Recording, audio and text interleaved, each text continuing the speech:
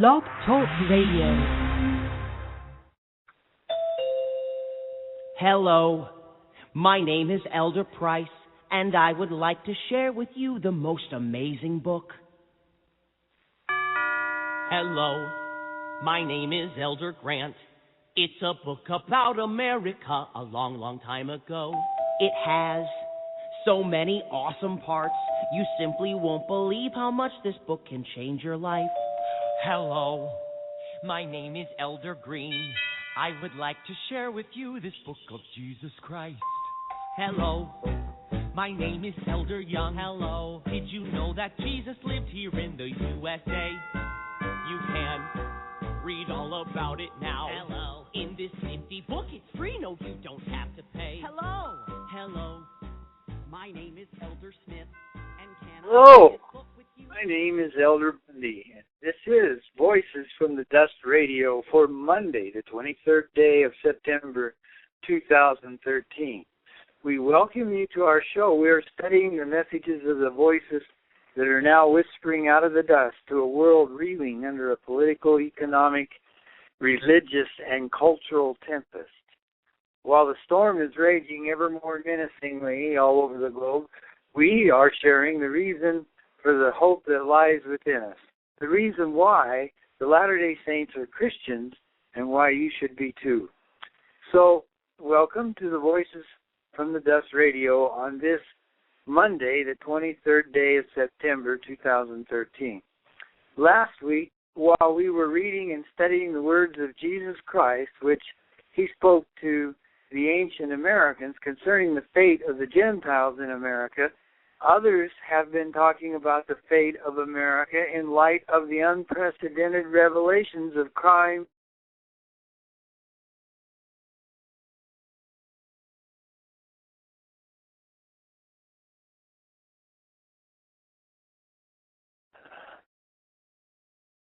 Sorry, phone dropped off the line again. This is aggravating. I don't know why it keeps happening, but at least this time I caught it sooner. So we'll continue now where we left off. We were talking about how the leaders of the church have taught concerning the fact that Zion was not redeemed at the time that the saints moved to Missouri, the Lord said that they must, in section 101, wait a little season for the redemption of Zion because they had been expelled.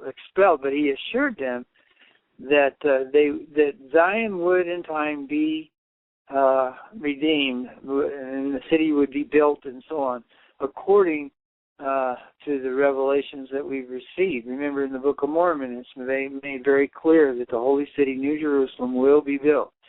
And in the modern revelations in the Doctrine and Covenants, the Lord reveals that that place is Missouri, Independence, Missouri, and he says that that is Zion, will not be moved out of her place. So during the meantime, the saints can be taught more perfectly, gain experience, and know more perfectly concerning their duty. The Lord's army then will become very great and sanctified, especially compared to what it was in those days, in the early 1830s. So the leaders see these things as being accomplished through the programs of the church today, and they pretty much leave it at that. However, the actual expounding of the meaning of the parable then as a consequence of the church's concentrating on the more important mission now to build Zion and Zion's army until it becomes very great. The actual expounding of the parable and its meaning is pretty much left up to Sperry, who wrote in his compendium the following interpretation. It would seem, he says, that the parable is to be interpreted in this way. The nobleman is the Lord, whose choice land is his in his vineyard is Zion in Missouri.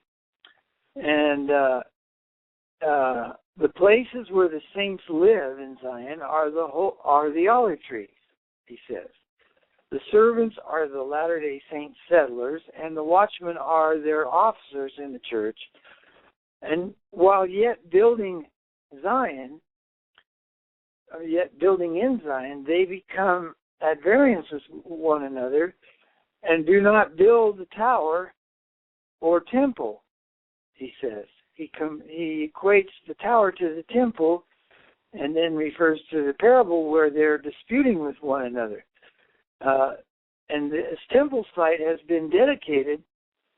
Remember, we mentioned before that Joseph Smith actually dedicated it in August of 1831. But then he goes on and says, had they built the temple as directed, it would have been a spiritual refuge for them, for from it the Lord's watchmen could have seen by revelation the movements of the enemy from afar. This foreknowledge would have saved them in their hard work when the enemy made his assault. But the saints, and then he goes on and characterizes the saints and why this didn't happen. But the saints in Missouri, he says, were slothful, lax, and asleep, quote unquote. Well, not unquote, I'm continuing to quote him here. The saints were slothful, lax, and asleep, he says. The enemy came, and the Missouri persecutions were the result. The Lord's people were scattered, and much of their labor wasted. The Almighty rebuked his people, as we have already seen. That's in the first part of the section 101. But he commanded one of his servants, Joseph Smith, which is shown in section 103, verse 21, to gather the strength of mine house and rescue his lands and possessions gathered against them. Okay, so that's the interpretation. Now, remember last week we talked about how Zion's camp was formed to go down and aid the saints who were being persecuted and driven out of Independence in Jackson County to other counties in Missouri. And so the prophet and his brethren, as Sperry puts it, in the famous Zion's camp, went to Missouri in 1834 in an attempt to carry out the terms of the parable. Now, that's what he assumes, and, a parable is not something you carry out the terms of. But yet, I can see what he's saying, because the parable says that, what happened to the saints down there, even though they were very few in number at that time, parallels what happens in the parable. So I can see why he says that.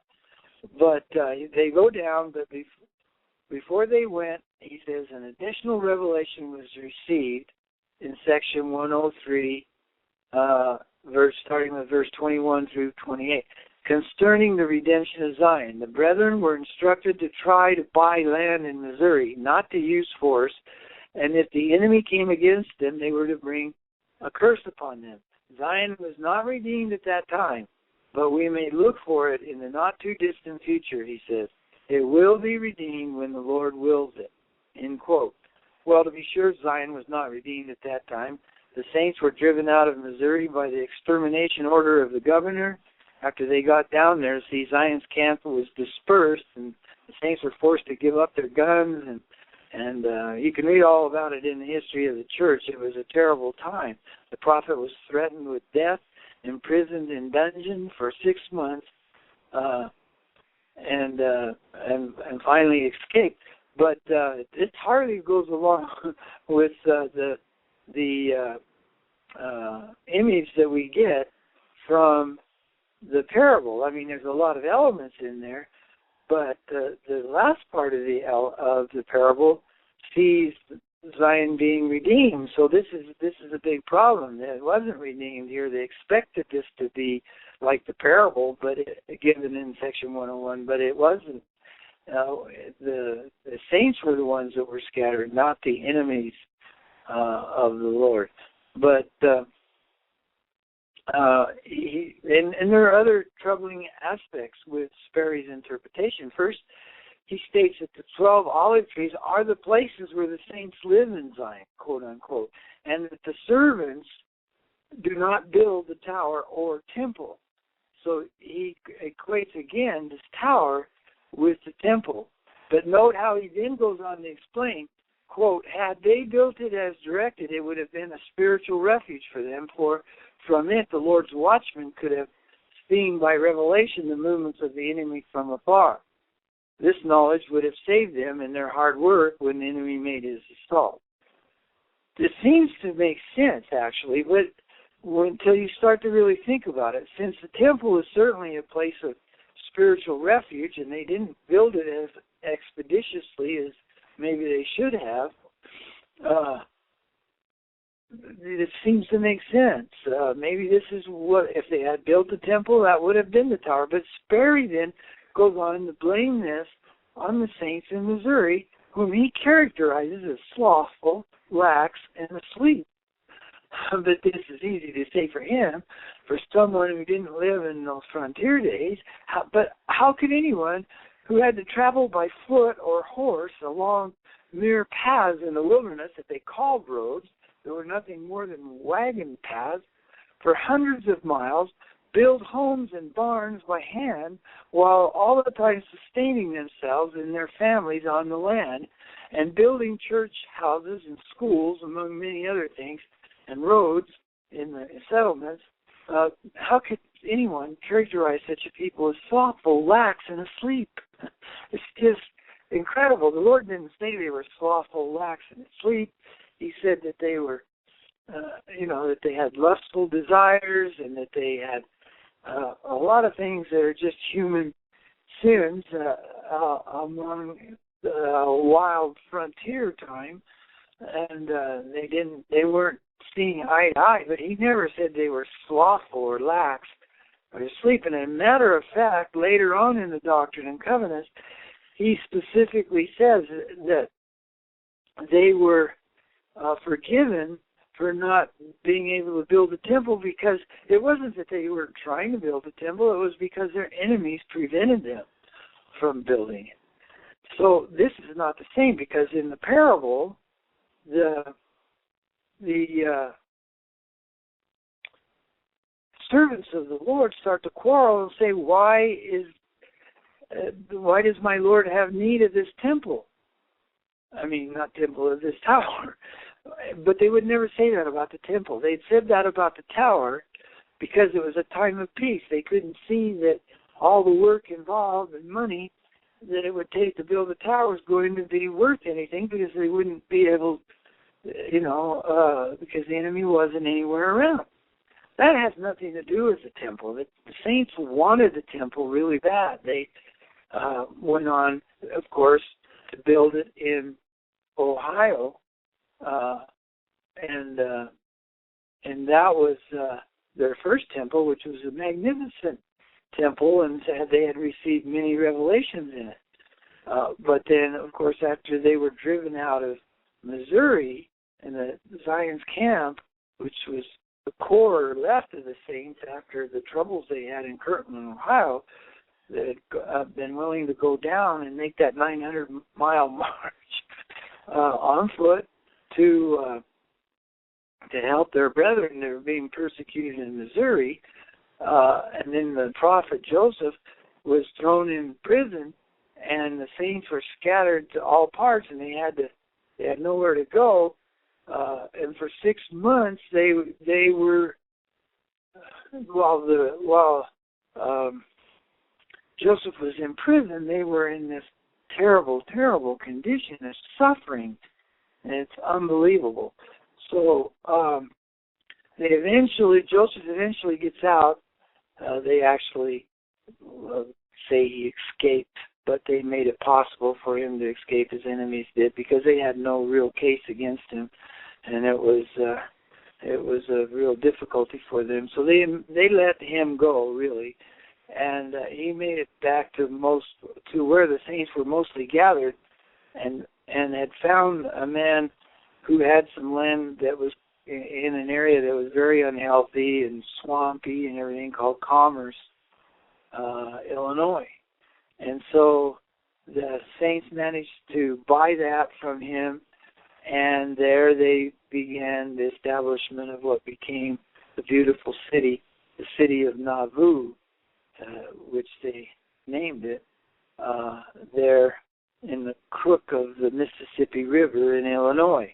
And of course it became a great city, and they built their temple. See, so it wasn't because they didn't want to build a temple, or because they were saying that, you know, there's no need to build a temple. That wasn't the reason. And this is a temple-building people. We have how many now? 140-some temples all over the world. So this idea that it was a temple is I think is because they don't have any other. They don't know what else it would be. Sperry at least didn't know what else it would be other than the temple, but it certainly doesn't fit at all. Well, I think the key to understanding that is to go back and look at his interpretation of the parable as being fulfilled then when in their day, in the day of Joseph Smith and the early saints, when they went back down to Zion to rescue their brethren who had been chased out of Independence, Jackson County, Missouri, into the surrounding counties. Well, it was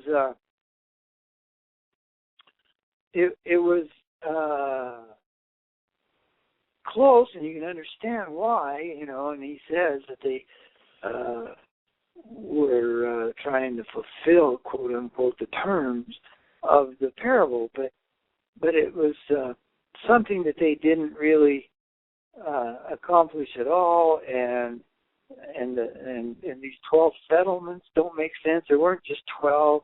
There was approximately 12, and so that wouldn't fit the parable. There's lots of things that don't fit the parable in it, and I think, this is a personal opinion of my own, that the interpretation is wrong because it wasn't to be fulfilled at that time. The interpretation of the parable fits our time much better than it does their time. And that's the way it is a lot of times with the revelations of God. They're fulfilled, kind of pre-fulfilled, if you will, and then fulfilled again in full later on.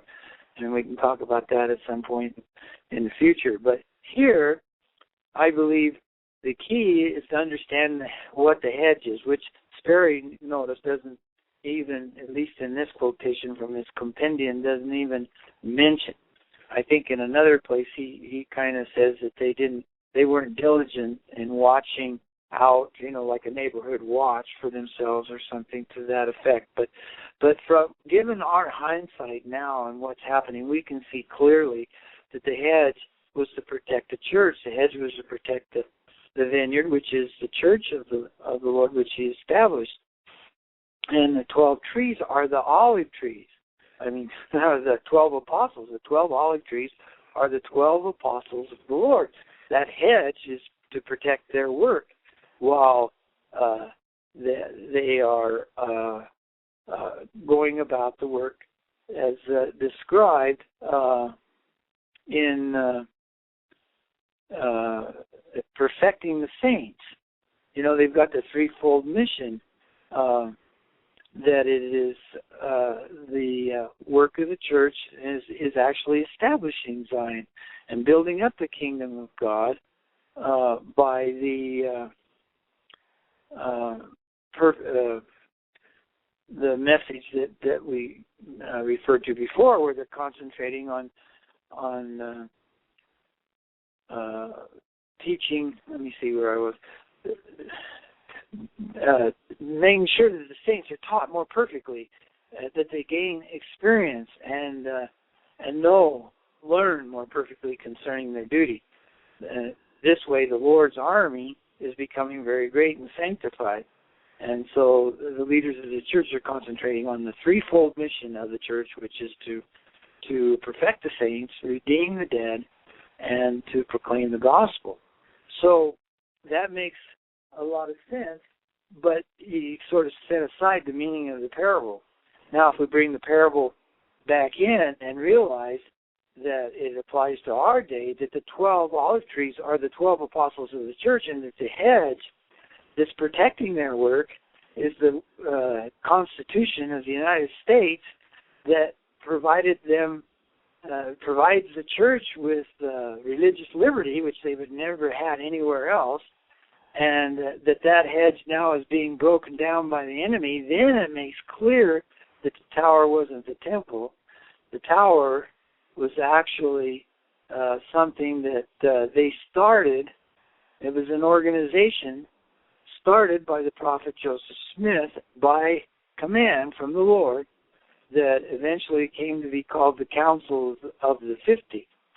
And the purpose of that council was to study things of the enemy, to learn, that the saints might learn and then they might discuss among the leadership in secret. The church has never been in secret, but the organization that called the Council of 50 was a secret organization, in fact, so secret that many of the saints don't even know what it is to this day. They've never heard of it. But you can read all about it online. You can go to Wikipedia, and it gives a pretty good description there of what it was and how it was organized and what happened to it. And we're going to be talking about that more tomorrow. But one of the things that we need to understand is that in section 103, the servant that the Lord calls upon when he sent him to gather the strength of his house and to take with them, lead them in a military march to redeem Zion, is Joseph Smith Jr. He makes that very clear. Well, Joseph Smith is no longer with us, so how is that going to be? So the interpretation of this parable is very problematic, to say the least, because the only way Joseph Smith now could lead the strength of the Lord, even though it's become a very great army, the only way that servant could do as the Lord commands in the parable, to lead his people in a military march to redeem Zion, is as a resurrected being. And of course, this is startling to many people. We've seen many resurrected beings being part of the Lord's plan. We saw Moroni, of course, Jesus to begin with, at the head, but then we saw many resurrected messengers in this dispensation, starting with Moroni, but there's not ending with Moroni. There's John the Baptist and many of the prophets who have appeared as resurrected beings to the prophet Joseph in this dispensation. So we're going to talk about Joseph himself now as a resurrected being leading the great army of Zion to redeem Zion and build the city, the New Jerusalem. So until tomorrow, God bless you all. In the name of Jesus Christ, amen.